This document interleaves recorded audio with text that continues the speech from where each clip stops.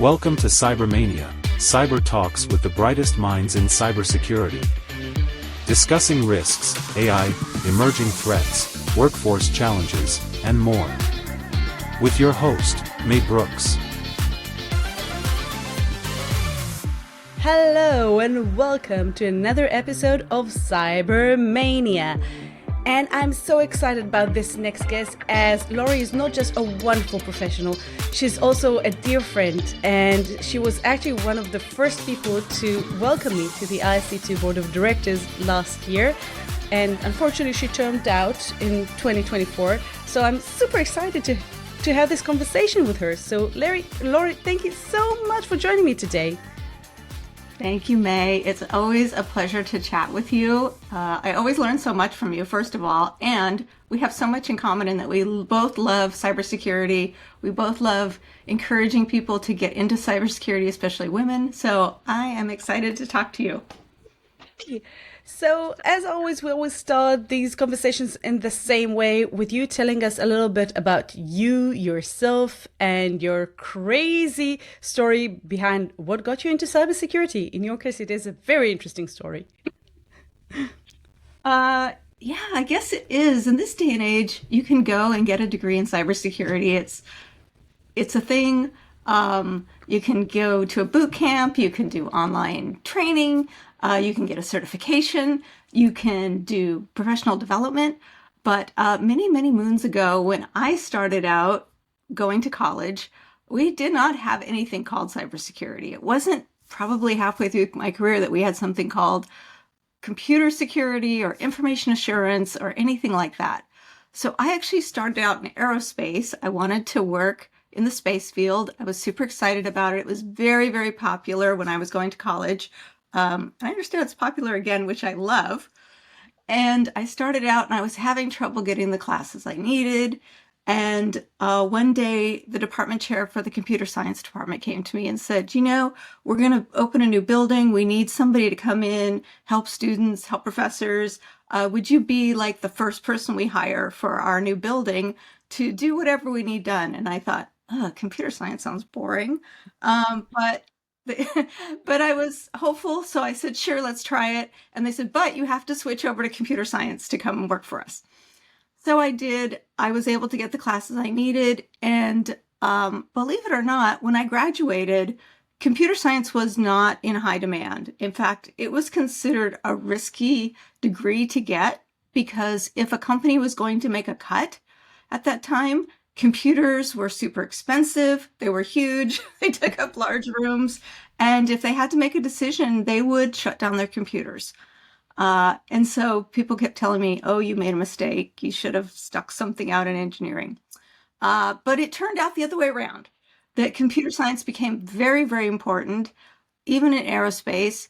And sadly, some of my friends who did get aerospace degrees, when aerospace took a downturn, spent a long time looking for jobs. So it was a blessing in disguise. It was one of those times where I leaned into something that was uncomfortable and tried it, and it worked out very well for me.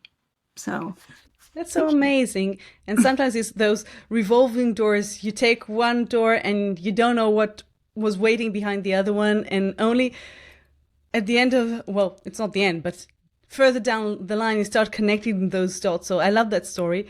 And it really resonated, the fact that you just mentioned that how computer science or computers in general weren't as popular and people didn't rely on them as much as today. And that was sort of the maturing process of the IT world, which I think we're starting to see now in cybersecurity, sort of finding the benefits beyond will prevent the next big bad thing from happening. We're going to find something like we're trying to find other benefits as well. So if I remember correctly, at the beginning of your career, you did go into aerospace from the IT world, right?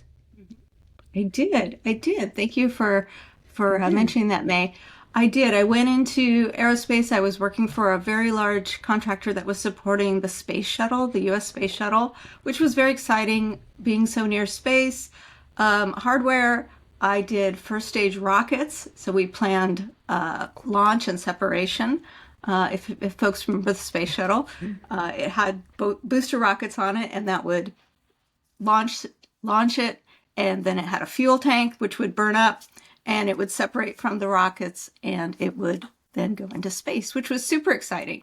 And as an organization, as a company, every launch they brought out big screens. We would watch it. It was like a party.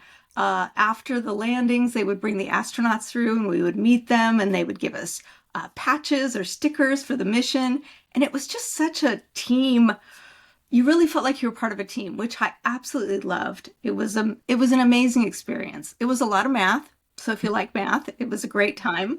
But then we realized we could do things faster and more consistently using computers. And so one of the things I did is I wrote Fortran code and filled out models and simulations. And we tried to always ensure that the safety of the astronaut was utmost. And so we would run these models and simulations over and over and over. And then we would actually go to Johnson Space Center in Texas and run them with the astronauts, which was super exciting because sometimes they'd let you sit in the simulator with them and do the mission. So that was super exciting. Do that. Can I do that? No, I don't think they'll have me. Well, that's amazing. So what actually inspired you to transition from working on space shuttles to critical infrastructure, to protecting critical infrastructure and cybersecurity specifically? So kind of as you mentioned at the beginning, May, that things kind of meander along in your life and opportunities come, and sometimes things that seem like the worst thing that could happen to you turn into an opportunity. Sadly, funding for the space program was going down. My job wasn't secure. I had worked in several different areas supporting NASA, from the space shuttle to flight test at an Air Force base, a NASA installation. I supported thermodynamics testing. Excuse me. And one of the things that happens, obviously, is you kind of become the person that knows how to run the computers. And then they say, oh, well, if we get some new computers in that are faster, can you figure out how to work these? And so I became that person that ran our first Sun Sparks, if you have ever heard of those. Yes. And then they said, we want these computers to talk to each other. Can you figure out how to make these computers talk to each other? So we used ThickNet and ThinNet, PhoneNet, all kinds of things that don't exist anymore. I learned how to make cables. I ran cables. I did patch panels. I figured out how to hook them up and do repeaters and multiplexers and all that kind of fun stuff so we could do what we wanted to do. And then sadly, like I said, the space industry was not being funded as much as it was, and I needed to find something else. And so an opportunity came up to interview with a contractor for the U.S. Department of Energy. And while it was a sad transition, I always thought, oh, we'll give it a year, we'll move back. It ended up being super exciting for me. I thought, oh, I'll just be the person that's writing Fortran code and I can do that the rest of my life. It's boring, but I know how to do it. And they said, hey, you know about this Unix and networking thing? Could you come start a Unix group? And I'm like, sure, yeah, I know how to do that. And so I started their first Unix group, I ran the team, and that was super exciting. Went off, did some other things, and they said, hey, we want to convert our whole infrastructure to Linux. Can you do the Linux thing? I'm like, oh yeah, piece of cake, we can do that. So system administration really taught me a great foundation, very applicable, that led very seamlessly into cybersecurity, in that we had all these computers. And at that time, believe it or not, people believed that computing cycles were the property of everyone. We didn't have firewalls, believe it or not. We might have had filtering routers, or you just didn't log into somebody else's computer. Even passwords were not even really a thing. It wasn't a thing, yeah. 1, 2, 3, 4, right? And so somebody noticed that our people were using our compute cycles, and we're like, yeah, we need to stop that. That's not good. So that was my job, was to start locking these things down, monitoring. If we did detect somebody on a system, figuring out what's the process, who to report to, who cares, and how are we going to sanitize these systems and do detection. And it was very learned by the seat of your pants, and it was kind of an exciting time. I did not realize how foundational it was until I got to this point in my career. That is so awesome because it's really sort of the backstory of how this industry grew and matured. And I remember when I was starting, which was probably a few years after, but still, when a colleague told me, "Oh, we're starting this new unit doing information security. Do you want in?" I said, "Well, cool, but what's that?" Like no one knew what it was. It's like, do you want me to work on the? I don't know. Do you want me to connect the routers? What do you mean? So we were basically making it up as we went along, and I hope that I already know that I want all my students to listen to this episode because this is the foundation of our industry. It is, and I hope you write a book about it. I'm just saying. Oh my gosh, saying, I never thought. I love challenging people. Like I'll throw it out there, and yeah, We should do it together because you're a good writer, so you're good at we can telling do stories. that together. We can do that together because you have a lot of stories, and I love them. Yes. So Yeah, because my family does not want to listen to my stories. we'll talk about the family later. Yeah, we'll get there. So let's talk about critical infrastructure because you've been basically doing that ever since. So you started in the aerospace world, which is also today we realize it has to be super secure. And you've been most of your career in the critical infrastructure energy sector. What sort of emerging threats do you see in that specific area in the last, let's say, 5 years, and where do you see it heading? Yeah, that's a really good question. That's one that we're really struggling with, and it's really starting to accelerate. So I'm going to keep talking about my career a little bit to get to your question, May. So I did the Unix thing, did the Linux thing for about 15 years, and then started my family, and I only wanted to work part-time.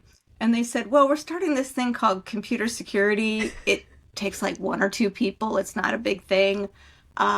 Would you like to work on this during your part-time? Because I was working half-time. I said, sure. They said it'll probably take like 8 months. You get it figured out, it'll be done. And so I probably worked on that for another 10 years. Not part-time, I'm guessing.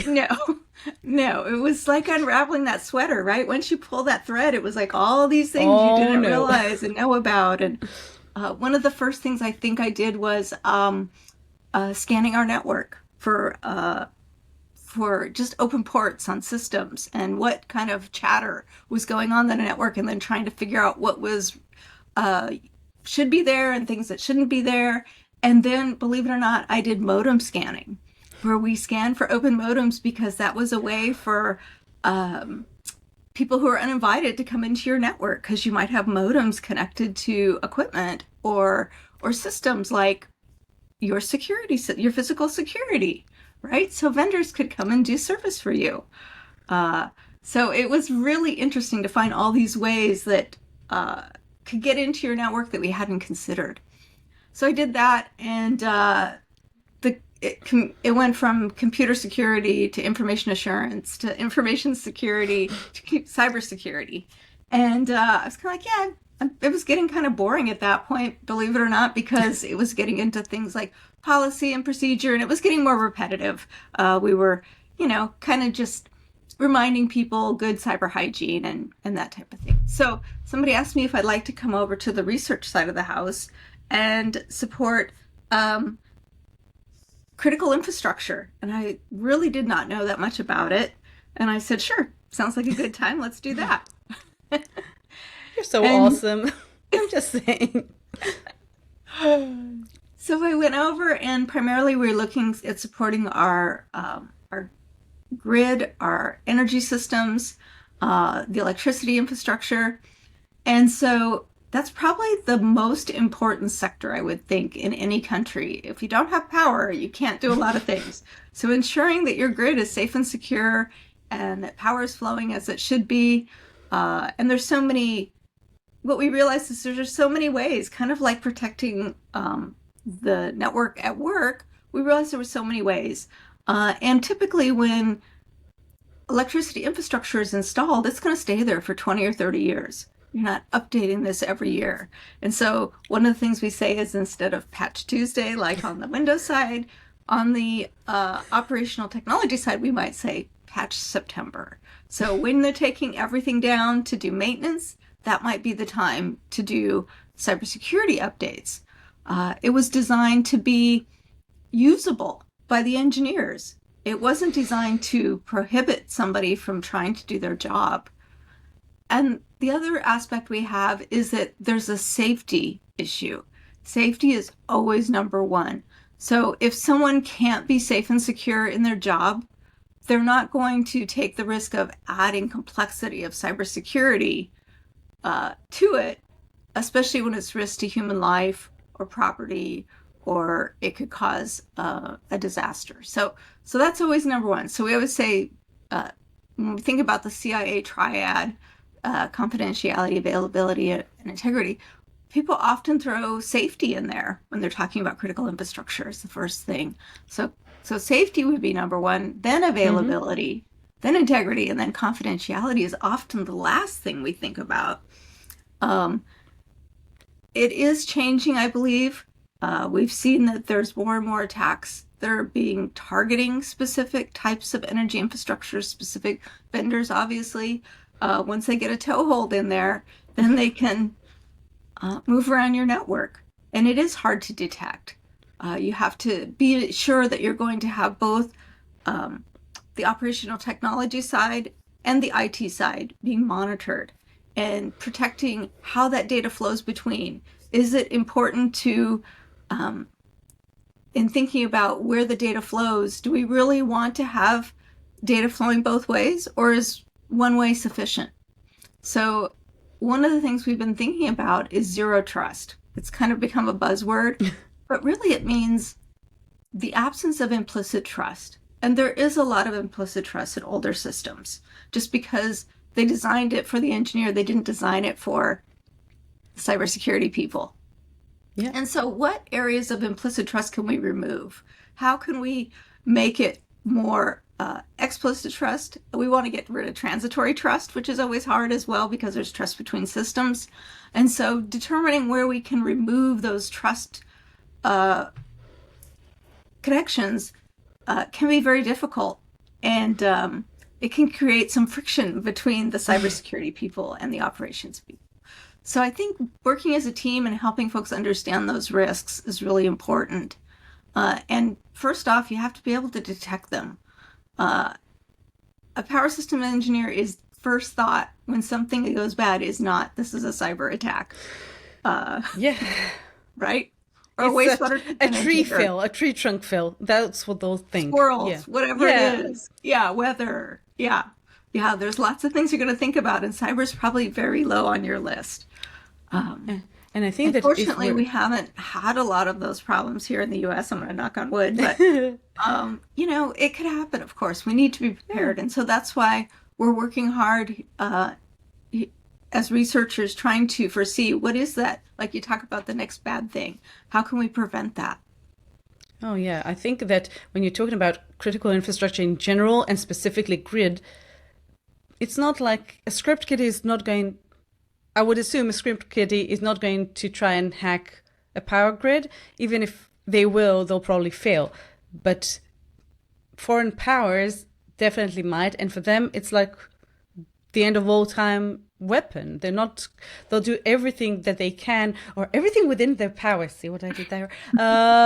No, seriously, they're going to do everything within their power to hide their footsteps. Like they don't want to be detected. So, and I had a lot of conversations with your parallels in different parts of the world, and they're all saying the same thing. It's scary because we hope that we will detect everything, but we don't know until it's unfortunately too late. So I think your job is absolutely fascinating, trying to research what might go wrong, how can it happen, how can we detect it, how can we protect it. It's absolutely fascinating. So thank you for what you do. Thank you. Yeah, I think that in this space, specifically, I think it's true for any sort of research, but maybe even more so in cyber research and specifically critical infrastructure.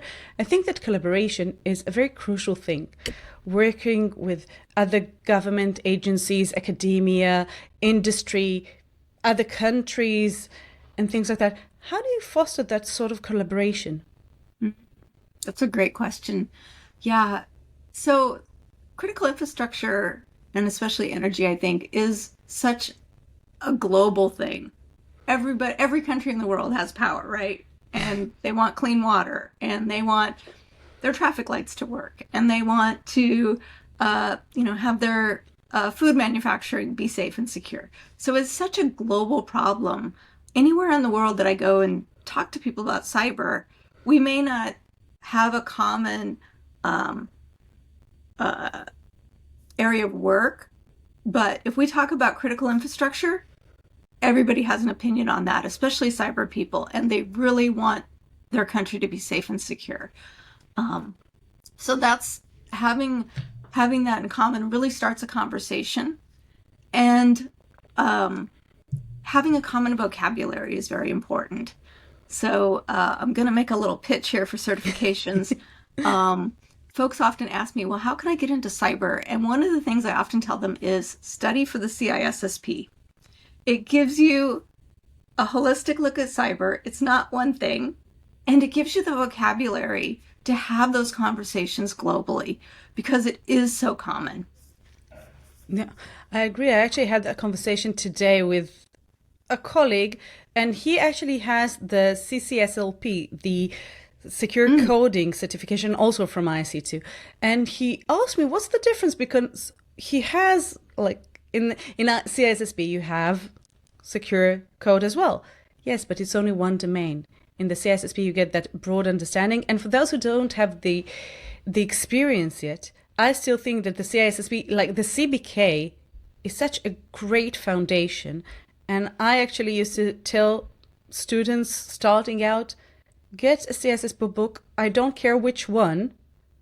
I did recommend a few, but I don't really care which one, but make sure that you have that foundation. And for those people starting out today or people in adjacent fields can definitely go for the certified in cybersecurity, which is even more basic, and give them that initial understanding. It's maybe not as daunting as the big, scary CISSP, because we know it's big and scary. Yeah, so I think that's great advice for people to work together to build that common foundation. So I love that. and you're not even on the board now, so so you can say whatever you can say. Yeah, so it must be true. So with all your projects and your research, can you share a specific project or research that you've done or outcome that you had that you're particularly proud of? Oh gosh, I work with so many amazing people. I think just the ability to work across sectors, across countries, like you said, the working with academia, with other country governments, it's just amazing. Typically, people in engineering and computer science are not super outgoing people, but you get talking about something they have a common interest in or a common goal, and people are willing to really reach out and have those conversations. So that's always amazing. One of the things that we have worked on that's that I think is pretty exciting is we're always trying to figure out, how do we stop it before it begins? What's that -1 day? How do we put some onus on the installation or the implementation to be sure that it is accountable and is going to maintain its level of integrity?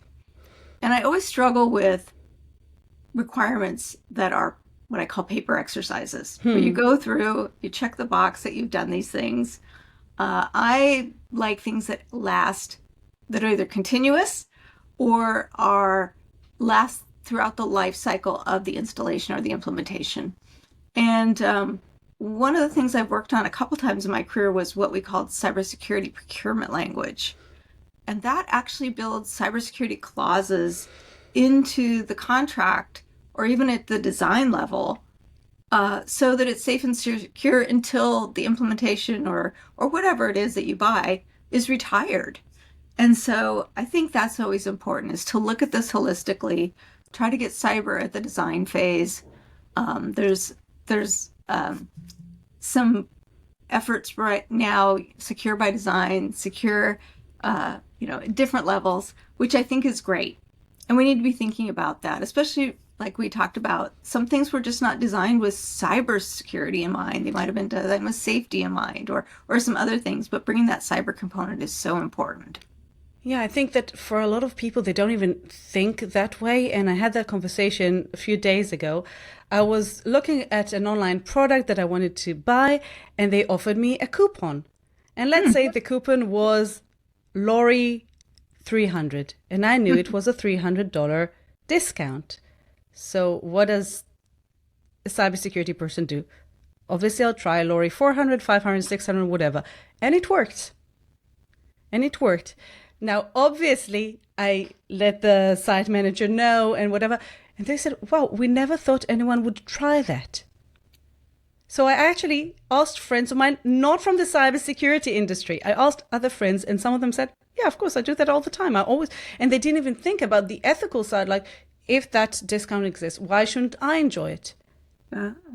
So that was a very interesting conversation. But for a lot of people, when I told the site managers, they were like, we never even thought it was a thing. We never thought that anyone would try to manipulate it. Now, today, in most online LMS systems and whatever, you can generate a code that will be just random numbers and letters. But if you don't understand the logic, it's exactly the same with password security. If you don't understand the logic, why it has to be not just long, but it also has to be complex. And I just had that conversation a few days ago with a friend of mine. She's an engineer, and her home Wi-Fi was something like, it was long. It was, I think, 10 characters, but it was only numbers. It's like, it will take me less than a second. Like, really? But it's long. Yeah, that doesn't help. And I explained how it works and whatever. And she's an engineer. She was like, that makes total sense, but I never thought of that. So I think that what you're saying is, I think that a lot of people don't even think about cybersecurity when they start out. I think that, for example, you say secure by design, but when a company, a startup starts developing a product, they won't necessarily think about cybersecurity if it's not their business. And think that maybe, well, obviously through things like awareness and talking about it, but I think that the consumers also have to sort of request it, demand it, say, we are not going to choose your product, we're going to choose that product because it's more secure, and it will become sort of best practice, I hope. I want to go back to the skills you picked up along the way, because I want to go back to connecting the dots. And you had a very fun project that I want to talk about, and then I'm going to ask you about cybersecurity. So a few years ago, you showed me the pictures. You built, I think it was 3 full-size experimental airplanes, right, with your family? 3 of them? Yeah. And yeah. those are big. They're massive. Yeah. I have a picture. If you want to, I don't know if I can bring anything up here. I can send it to you after. You'll send it and I'll link it to below. Oh, it's going to be amazing. So it's such a cool picture. You showed it to me.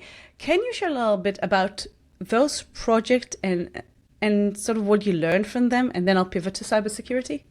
Okay. Yeah. It's a great idea. So starting out in aerospace, in college, and there were a lot of folks in that program, and that's where I met my husband.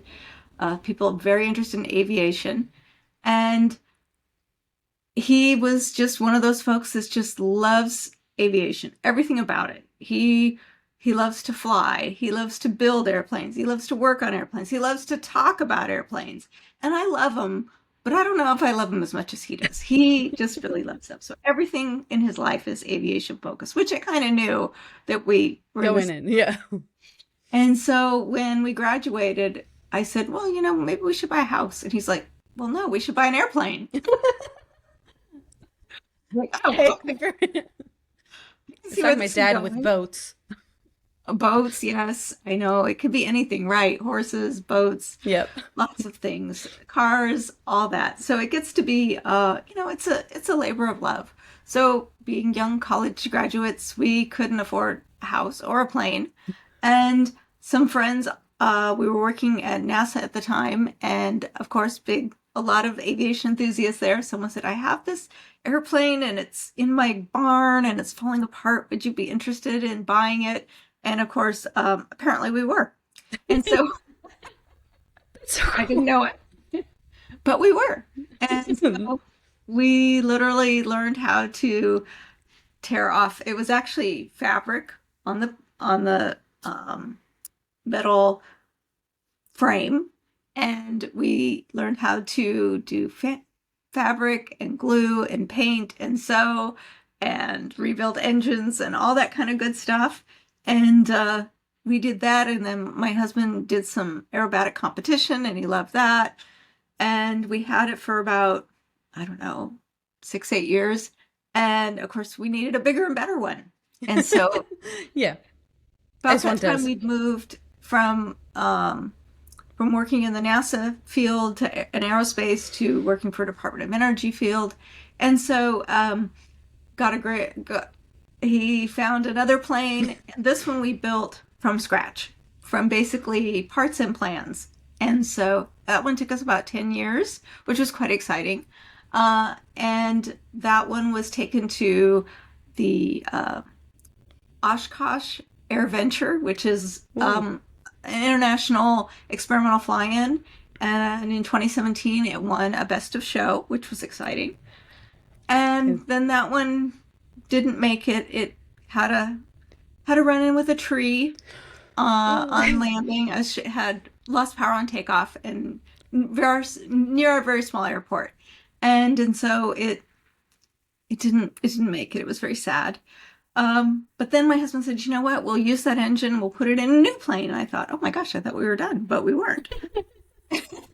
So this time he picked an even more complicated plane to build. And that took about another 10 years. And took it to AirVenture a few years ago. And it won Best of Show as well. So it's been amazing. just a labor of love in our family to work on it. Our whole family works on them.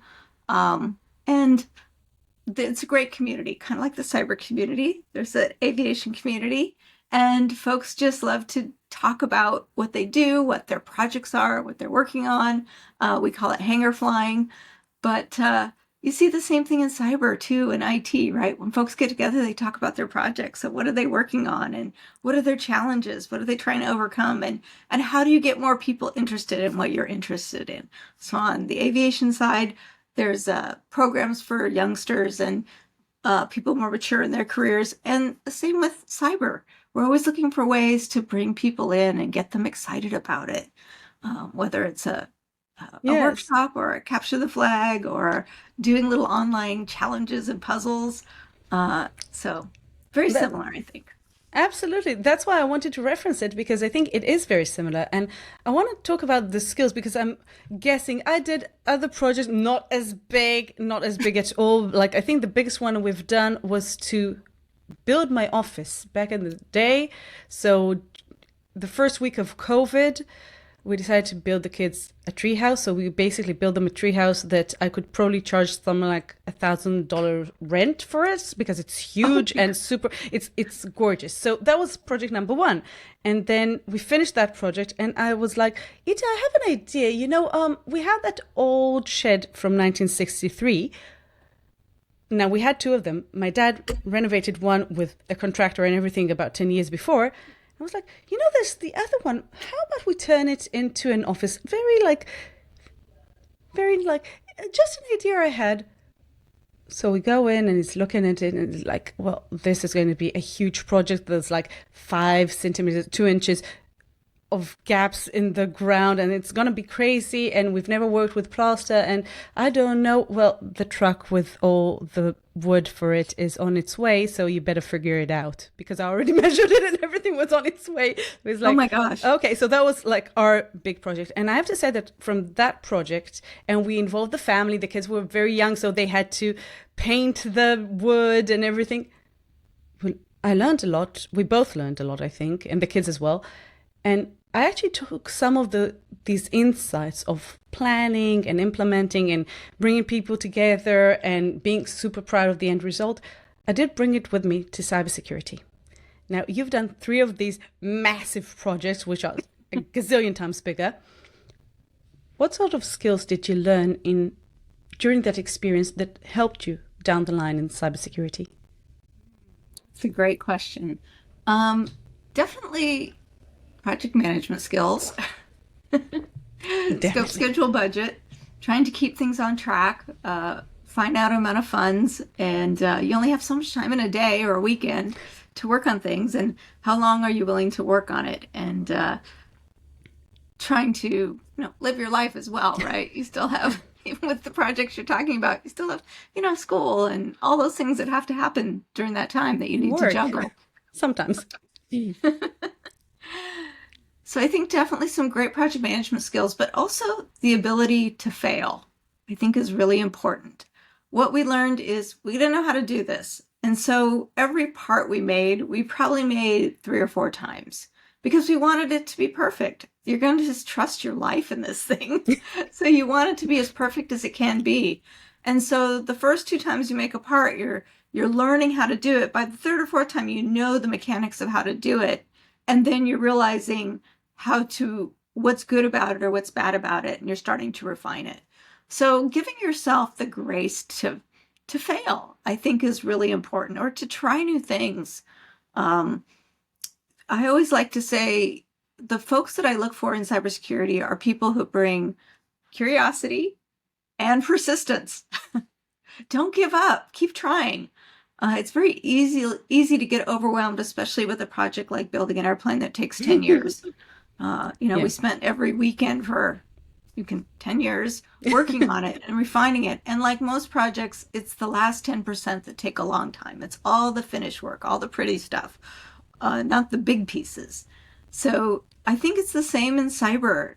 We often want things to work, and we'll try something and it doesn't work. It can be frustrating, but that's when you learn, is when it doesn't come out the way you think it's going to come out. And so lean into those as opportunities and not as failures. Absolutely. Any failure is just a chance to learn. I couldn't agree more. I love that. So, you talked about mentoring and bringing people into the industry, and you've been such an incredible mentor. I heard from many people, and for me as well, when I was joining the board. And it's what you do. That's what you do. You nurture people. And I want to ask you, I know that for a lot of people coming into this industry, it's a little bit intimidating, and especially people transitioning from other careers.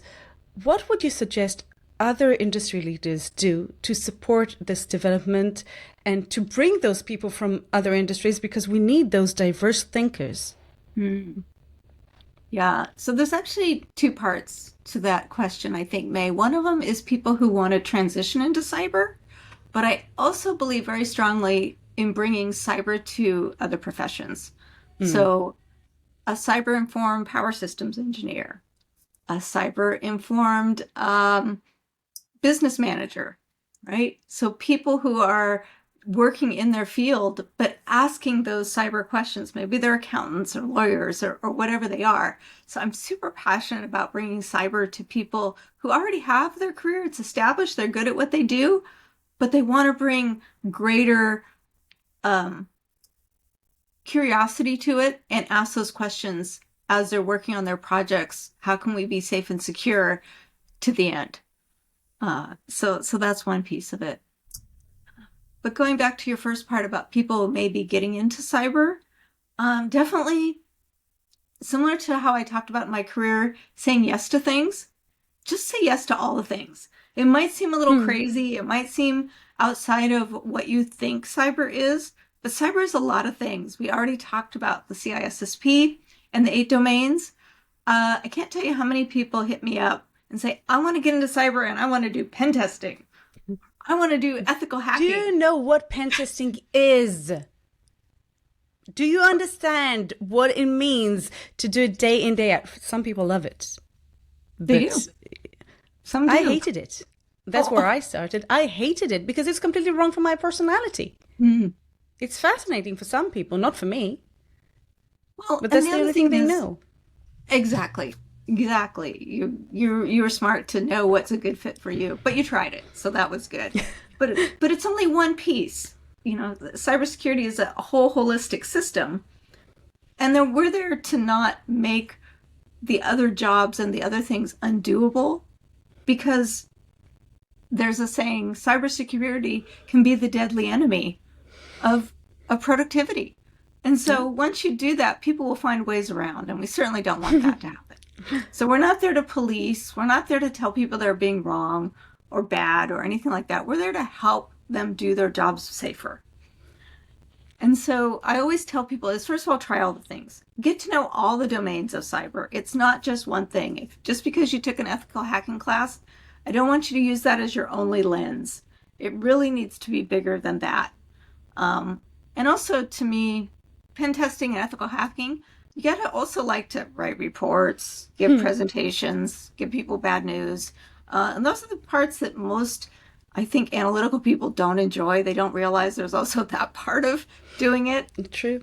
And putting it in context. Yeah. You found a vulnerability in a server. Great. But that's like the internal photo server for fun days out. I mean, I don't really care. And that is a true story, by the way, of a pen tester calling me and super excited. I found this vulnerability in this server. It gives me the IP. And I was like, that was not in scope. You know why? Because I don't care. Like, there was a reason it wasn't in your scope. I didn't forget about that server. Trust me. Yeah. So yeah, yes. I love that perspective. That's so true. So, you know what? I want to ask you a personal question. I had the pleasure of meeting your son, Ryle, on a couple of events before, and he's also in cybersecurity. Yes. And I'm not putting him on the spot. I'm putting you on the spot. Did he follow in your footsteps, or was it like his idea and his ambition and whatever? I would say he was probably a reluctant cybersecurity practitioner. Obviously, having a mom in cybersecurity, he would often I would bring my family, excuse me, along on volunteer events. I've been involved in several cybersecurity competitions for college-age kids. I do outreach at the high school and middle school, that type of thing. So I'd bring my family along to help do things. You know, somebody needs to help hand out papers or make sure everybody has pencils, or you know, somebody needs to help at the check-in table, whatever. So my family was always involved in that. And so my son started, when we went to do his resume, we realized how many cyber things he had done, competitions he had been in. He had been chosen for a SANS scholarship where he was able to go do that as a college student. He had actually helped write a textbook in college about secure coding. So all these things kind of stacked up. And so when he was getting ready to graduate, and he said, I want to be a programmer. And I'm looking at his resume and I'm like, I'm not sure how to really make that shine, but we tried. But then when he was sending out his resume, of course, all the calls he got were, you have all this cyber experience. You can be a cybersecurity engineer. And he struggled a bit. Should I take the job? Should I not? I said, well, you know, it's always easier to find a job when you have a job. How about we just take the cybersecurity job for now, see how you like it. You can always look for another job when you have a job. But he's enjoying it. So yeah, I could tell that. Yeah, so I think, again, you're a natural mentor. That's what you do. But yeah, it's interesting. Like, my daughter actually asked me yesterday, she's 15, and last time I told her about the CC, she said, no, never. There's nothing to talk about. I will never do it. So I said, okay, I'll go to my son. It will take a few more years, but fine. And then yesterday she said, remember that certification you told me I can get when I'm 16? Is that still available? Like, yes. So it was my moment yesterday. Let's see if she actually does it next year. But yeah, I'll try and get her to do it, because I think it's, again, you want to shine. You want your kids to have opportunities. And I want to go back to what you said about underrepresented groups, because you've been involved in so many things. And you know what? I want to give you a little shout out about the center, because you've done such a phenomenal job there as a center liaison. So do you want to share a little bit about what the center is and what it does? Yes. Hopefully you'll have a slide on that too, May. I can add that you can share at the end. I will. So it's the center. It's ISC2's philanthropic arm. It's the Center for, I'm going to get this wrong now, but you asked me, Center for Cyber Safety, I think, is it? I don't want to say it wrong. I think so. I think it's, I'll check. I will check. Oh, we're so bad. It's Yeah, I should know this. It should just roll off my tongue. I'm sorry, I've just drawn a blank. yeah. But yes, so it's a great organization. It's looking to bring people into cyber. In fact, they just opened a call for scholarships. I always encourage people to apply for scholarships and internships and that type of thing. It's amazing how many scholarships go unapplied for. People Oh, yeah. think, oh, I'll never get picked. It's not for me. I'm not good enough. Well, you got to try, right? Yeah. Right. Yeah. So it's the Center for Cyber Safety and Education. Thank I you. knew we got it right. Center for I knew we Cyber got it Safety and right. Education. We were close. Excellent. Yeah. Thank you well, for doing that, May. But it's so true, not just about scholarship, about a lot of things. People don't reach out to, they will look up to someone, they will say, wow, I wish I could talk to that person. But the percentage of people actually reaching out is so small. And I had plenty of those conversations that were like, I sent you a LinkedIn message, but I was sure you will never, ever reply. Why? Why won't I reply? Ask me a question. I would be happy to help. It might take me a few days because there are a lot of messages and I do have a job. But why wouldn't a person reply? Why, if you don't submit your resume to something, why would they pick you? If you don't ask for a scholarship, why would they pick you? If you don't submit your talk to a conference, why would they pick you? So you have to put yourself out there.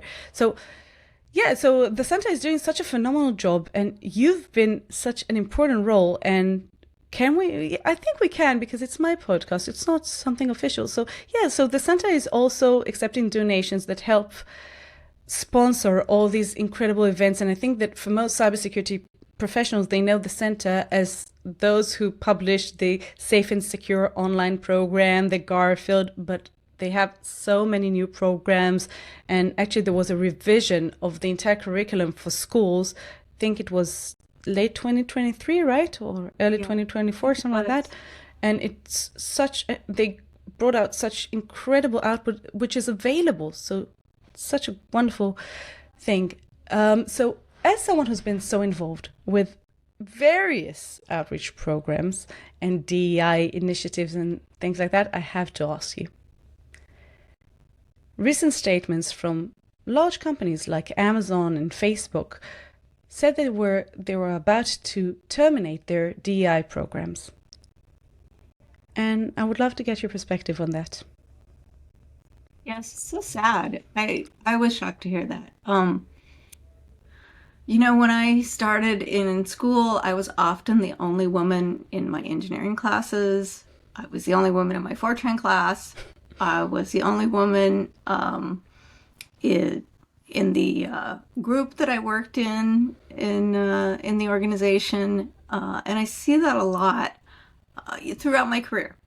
Mm-hmm. And I believe at some point I was also what we would call today a DEI hire. They had to hire one woman, right? So maybe I was it. But then I held my own, right? I could do the job, but they might not have considered me if it hadn't been that. It's very sad to say, but it's true. And one of the other things that I think is very short-sighted for a company to get rid of these initiatives is nobody's as smart as everyone. People bring such diverse ideas, their backgrounds, how they were raised, where they spent their time in school, the ideas they shared.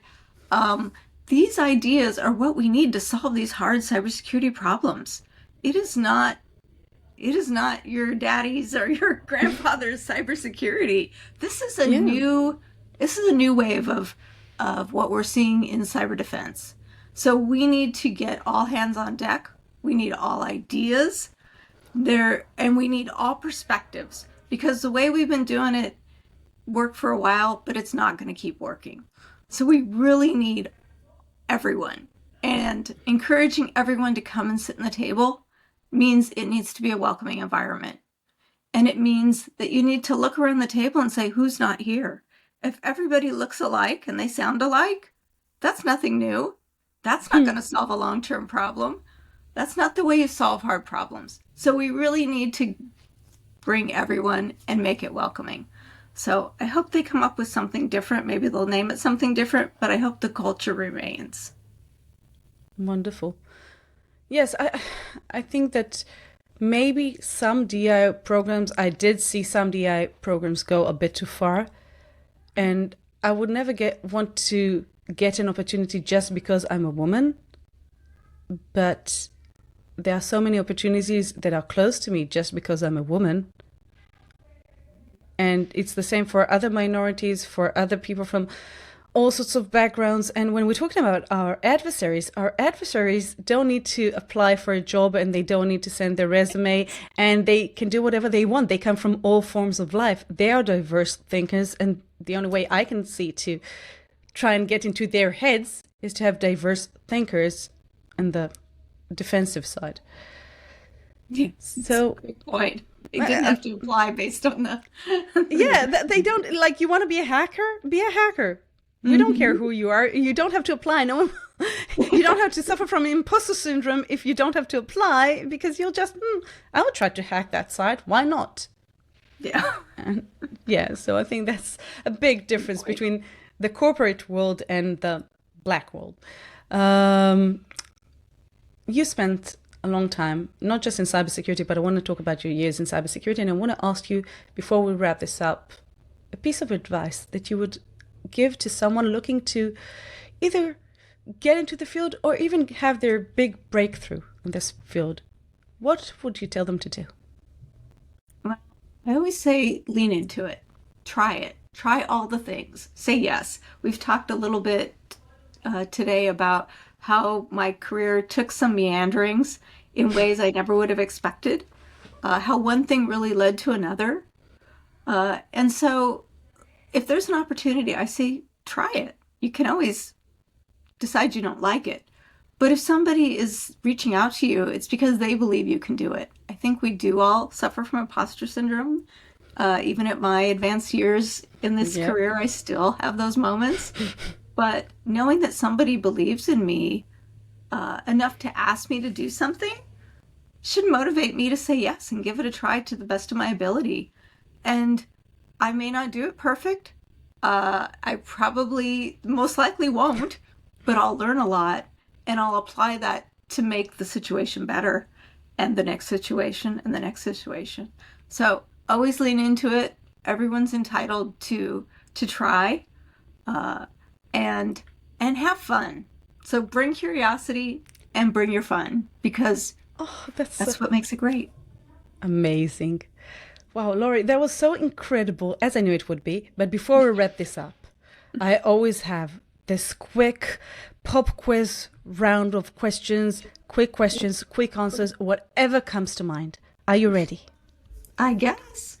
You guess. Okay. So, what's the most unexpected skill that helped you in cybersecurity? Oh, wow. That's a great question, May. Probably just, I didn't know to say no. Cool. Okay.